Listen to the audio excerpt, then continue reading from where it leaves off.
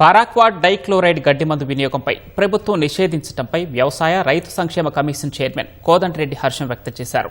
అత్యంత విషపూరితమైన ప్రాణాంతక పారాక్వాట్ నిషేధించేందుకు ప్రభుత్వం జీవో విడుదల చేయడం సంతోషకరమన్నారు.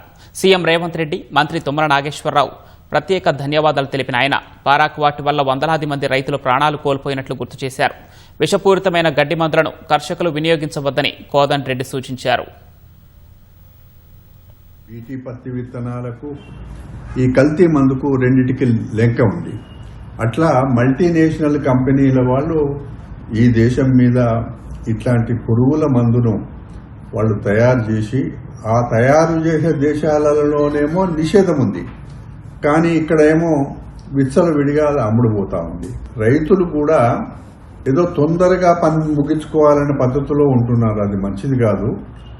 ప్రాణాలే కాదు, మన భూమి శాశ్వతంగా చెడిపోతుంది. ఇది ఈ రెండు పురుగు మందులు కూడా ఉన్నాయి. ఒకటేమో కలుపు మందు, ఒకటేమో గడ్డి మందు.